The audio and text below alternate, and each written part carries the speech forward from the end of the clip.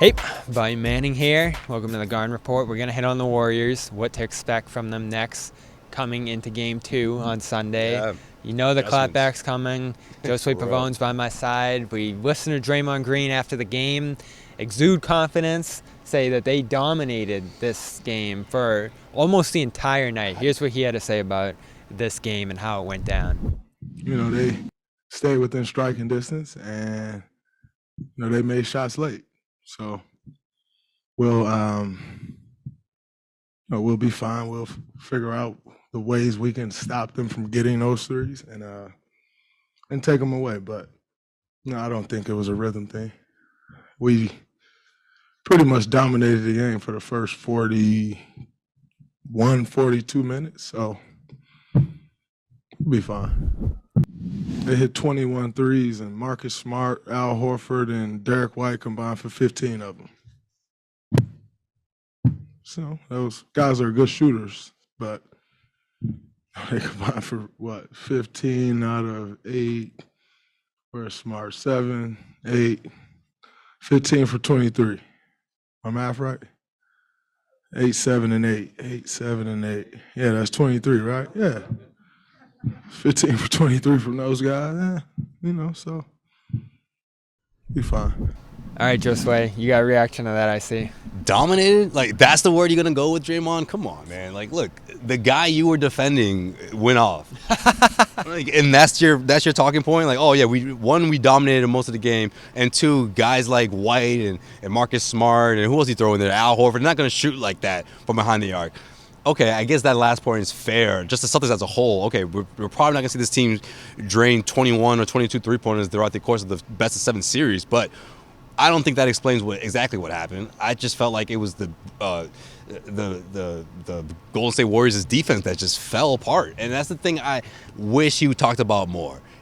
That's the part I think is not going to sit well with the Celtics. That's the part that I feel like is going to be bulletin board material, but I don't even think these guys need it. I feel like Draymond is doing them even maybe not a solid, but that's not gonna sit well with these guys, and I can't wait to see how they respond for it.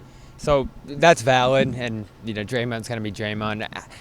What shocked me not shocked me, but one thing I was looking for coming into this game was just how well the Celtics could attack Curry, because they've tried to attack mismatches before, yeah. And they get stagnant sometimes, and it doesn't always work out the way you think it did. And you'd think the number 2 defense in the league would be able to handle it with help side defense and everything else.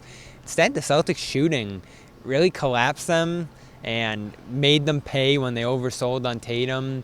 And all that help that they had to throw in zones, box and one, the different stuff they had to do to hide Curry was probably the story of this game, and really should make the Warriors scared, because they end up forcing 5 fouls on Curry, send him to the bench for a stretch in the fourth quarter there.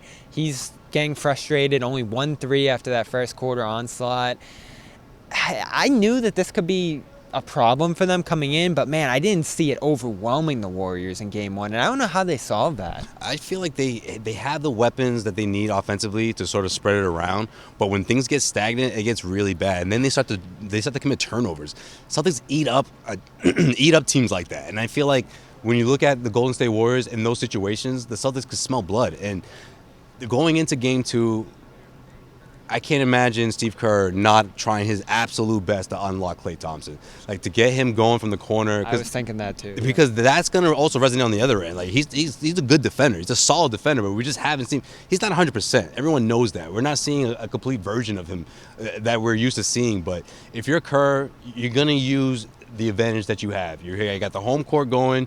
You got, that first quarter, the way they started out, they're going to try to do the same thing, but I feel like they're going to try to mix things up with Klay Thompson, trying to also get him looks to the basket. He needs to be involved. He needs to be one of those top-tier scorers alongside Curry. Those two constant threats, constant thorns on the Celtics' side, like that's what's going to apply pressure to the Celtics to respond, especially from guys, coming off the bench, guys like Derek White, Jaylen Brown, Jason Tatum.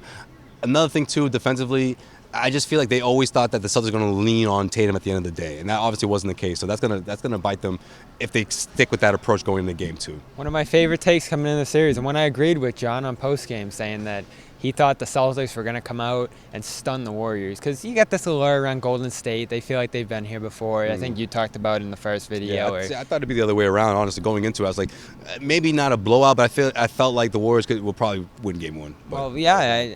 I just don't think they were expecting what the Celtics were bringing here. Like, they talked at media day like this was an up-and-coming team, and they're kind of like us, and they got to break through here. And I wrote this morning for CLNSmedia.com, like, these aren't the old Warriors. And I think you said earlier in this video, this is a group that's been diminished by age, injuries, young players are contributing, and you didn't even think about Jordan Poole tonight.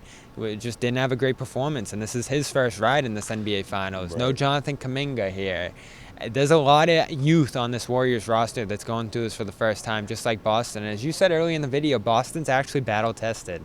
Is it that different to leap from these finals to this, aside from the media hype? Probably not that much. And this is a team that they've played well over the years. So as I said coming into this, the Celtics should be considered every bit as likely to win this series as the Warriors. But does anything worry you about the Warriors that they might throw back?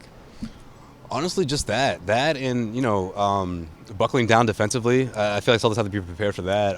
Rebounding, second chance opportunities. They really crushed the Celtics with that. I'll tell you, it's the small ball lineup. Like, when they go small and they spread it out, that's where this might get a little dangerous. Because like you said, they leaned on Looney in this one. Big time. They leaned on those second chance opportunities, and that kills the Celtics as well. So Steve Kerr knows how to make things difficult for the Celtics, but I just don't think he anticipated the Celtics to make the adjustments that they did, and for them to go out and just drop so many three-pointers from behind the arc in that fourth quarter. Like, I don't think he saw that Celtics were capable of doing something like that, especially without Jason Tatum doing it. The Warriors still feel that way. The Celtics won't hit this many threes again, and I do think the Warriors probably like the fact that they made this a three-point shooting contest with Boston, because they seem positioned to win that on most nights, but not tonight. They lose at 21-19. They lose the game 120-108, and they're down 1-0 in the NBA Finals. Josue, Pavon, Boy Manning wrapping up our coverage here tonight, which is brought to you by com.com/garden. 40% off a premium subscription. Get your sleep help, meditation, everything you need to make it through these finals with your sanity intact. And wellness is wellness is key this time of year. The calm of the day. That's my go-to. It's like 12 minutes long. It just midday. That's how you get your second win to finish off the day. The rain at night, all day long. That's my thing, and you'll find yours on there too. Go get it. com.com/garden. 40% off a premium subscription. For Celtics All Access, CLNS Media and CLNSmedia.com, this has been the Garden Report.